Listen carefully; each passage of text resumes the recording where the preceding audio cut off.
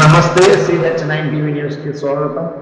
మాజీ ముఖ్యమంత్రి జగన్మోహన్ రెడ్డి పర్యటనపై అసత్య ప్రచారాలు మానుకోవాలని పూతలపట్టు మాజీ ఎమ్మెల్యే సునీల్ కుమార్ ఒక పత్రికా ప్రకటనలో తెలిపారు.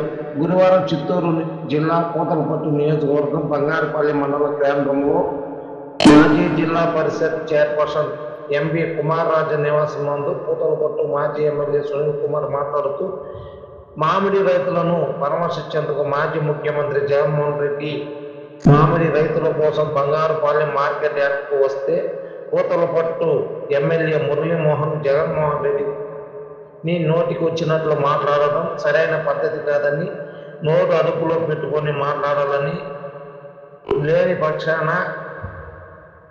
ఎంతమంది పైన కేసులు పెట్టినా మేము భయపడేది లేదని ప్రకటనలో తెలియజేశారు.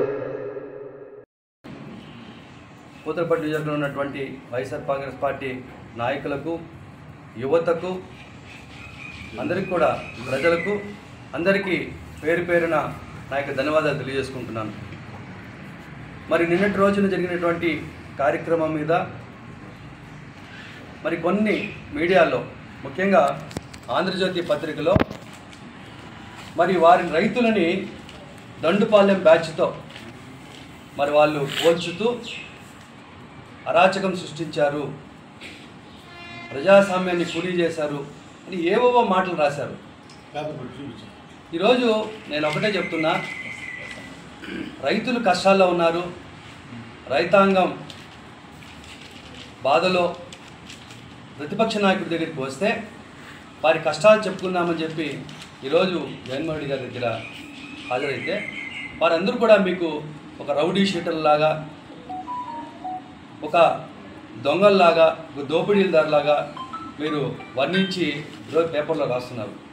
ఇది ఎంతవరకు భావ్యమని చెప్పి నేను ఈరోజు ఆ పత్రిక వాళ్ళని, ఎల్లో మీడియాని ప్రశ్నిస్తున్నా. ఇలా రైతుల మీద మీరు రాయడం ద్వారా వారి పట్ల మీకున్నటువంటి బాధ్యతారాహిత్యం, మీ యొక్క వెకిలితనం ఈరోజు ప్రత్యక్షంగా మీరు బయట పెట్టుకున్నట్లయింది.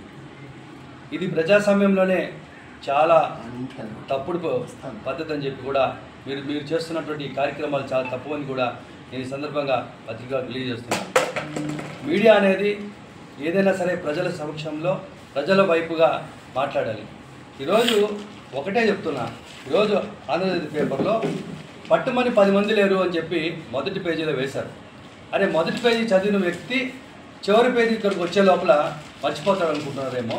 మొదటి పేజీలో ఇంత ఖాళీగా మీరు ఫోటో వేసి అదే చివరికి వచ్చేటప్పటికి అబద్ధాలు, అసత్యాలు అని చెబుతూ మ్యాటర్లో ఏం రాస్తారంటే, జగన్ గత పర్యటనలో జరిగిన ప్రమాదాలను దృష్టిలో పెట్టుకుని అనుమతిస్తూ పోలీసులు ఆంక్షలు విధించారు, అయినా 10,000 మంది వచ్చారు అని చెప్పి ఇక్కడ వారు రాయడం. అదే పేపర్లో మరి పేజీ నెంబర్ 13లో వారు 10,000 మంది వచ్చారని చెప్పి రాస్తున్నారు. అంటే 10,000 మంది వచ్చినప్పుడు జగన్మోహన్ చుట్టూ 10,000 మంది కనపడరా మీ కంటికి? అంటే అటువంటి ఫోటోలు మొదటి పేజీలో మాత్రం ఖాళీగా వేసి మరి ప్రజలు ఎక్కడ, రైతులు ఎవరు రాలేదు అని చెప్పి మొదటి పేజీలో రాస్తారు. చివరి పేజీకి వచ్చేటప్పటికి వాస్తవాలు, అబద్ధాలు, వాస్తవాలు అని చెప్పి మీరే ఒక మ్యాటర్ పెట్టి అందులో 10,000 మంది వచ్చారని చెప్పి రాస్తున్నారు. ఇటువంటి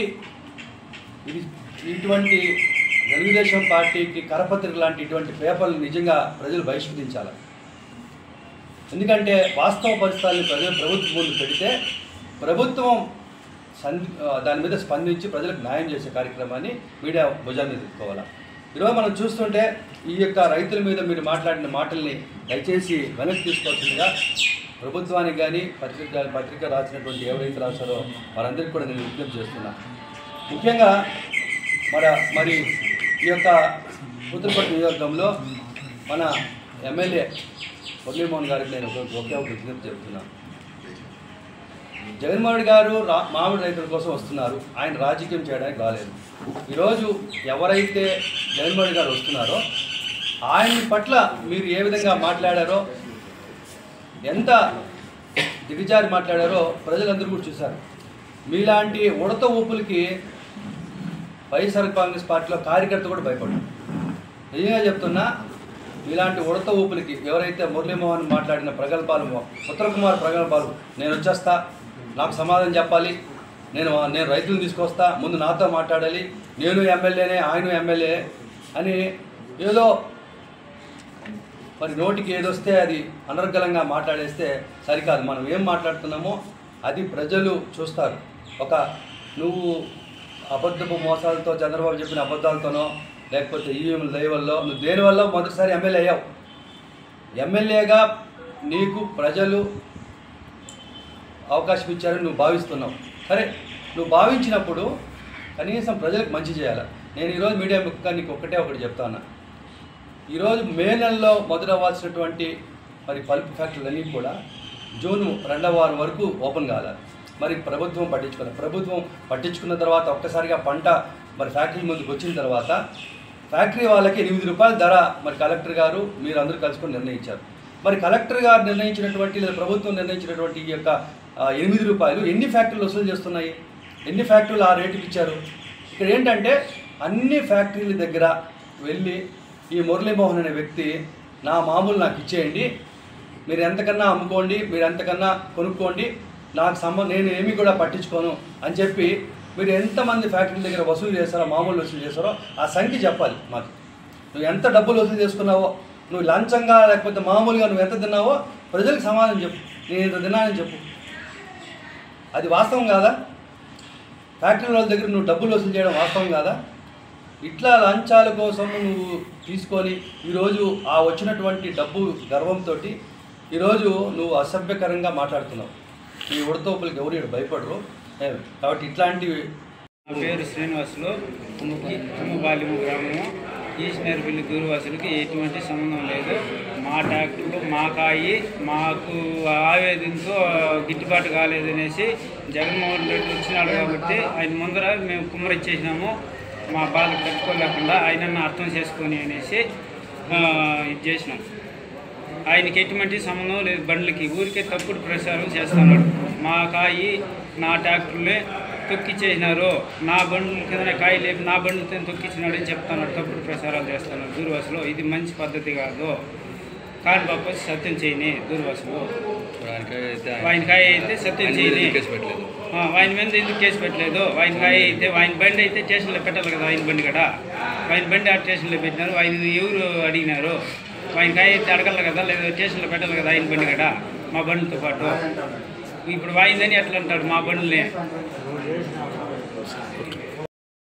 అసలు నేను రైతు. మామిడికాయలు నిన్న జరిగిన సందర్భంగా జగన్మోహన్ రెడ్డి బంగారుపల్లికి వస్తున్న సందర్భంగా గిట్టుబాటు ధర లేక మామిడికాయలు, మా సొంత ట్రాక్టర్లో తీసుకొచ్చి మేము గిట్టుబాటు ధర లేక ఆవేశంతో బాధతో అక్కడ కింద పడవేయడం జరిగింది. దానిని ఈచినేరుపల్లి దూర్వాసులు అనే అతను రాజకీయ పరంగా మా కాయని తప్పుడు వాగ్దానాలు చేసి, తప్పుడు ప్రచారాలు చేసి సృష్టించి అతనికి ఆ కాయకి ట్రాక్టర్లకి సంబంధం లేదు. రెండు బండ్లు మావి, మా అన్నోళ్ళవి మావి. అతను దూర్వాసులు అనే అతను తప్పుడు ప్రచారాలు చేసి ఇది న్యూస్ ఛానల్కి, పేపర్కి స్టేట్మెంట్ ఇచ్చారు. దీనిపైన చర్యలు తీసుకోవాల్సిందిగా కోరుచున్నాము. దూర్వాసులు అనే అతను నిజంగా అతని కాయలు నిజంగా అయితే రేపు పొద్దున్నే కాణిపాకం వచ్చి ప్రమాణం చేస్తే మేము ప్రమాణం చేయడానికి సిద్ధంగా ఉన్నాము. అతను నిజంగా కాయలు అయితే, అతని ట్రాక్టర్లు అయితే వచ్చి వాళ్ళ పార్టీ తరఫున వచ్చి కాణిపాకం వచ్చి ప్రమాణం చేసేదానికి సిద్ధంగా ఉన్నారో దయచేసి చెప్పగలరు. మామిడికాయల మార్కెట్ పైన కానీ సుమారు ఒక్కొక్క ఆ సీజన్లో 5 సార్లు 6 సార్లు కలెక్టర్ గారు మీటింగ్ పెట్టారు. ఎవడ ఎమ్మెల్యేలని ఎంపీలను ఉండబెట్టుకుని ఆయన చేయలే. ఆయన రైతు నాయకుల్ని, పల్పోల్ని, ఫ్యాక్టరీస్ని, ఎక్స్పోర్టర్స్ని ప్లస్ వచ్చి బయర్స్ని పెట్టుకొని రేటు బాటలు వీళ్ళు నాయకులు పిలుచుకొని కనీసం వీళ్ళు కానీ సక్రంగా కానీ దీన్ని ఇచ్చేసి ఉంటే ఆ 6 రూపాయలు అనేది కూడా మనకు ఖచ్చితంగా వచ్చి ఉండేది రైతుకు. వీళ్ళు మొత్తం ఎమ్మెల్యేలు వచ్చి దౌర్జన్యాలు చేసి ఫ్యాక్టరీని కనీసం ఒక 25 రోజులు లేట్గా తీపించినారు. వాళ్ళు 20 రోజులకు ముందు కానీ ఫ్యాక్టరీ తీసుంటే రైతులకు కూడా ఇబ్బంది వచ్చి ఉండేది.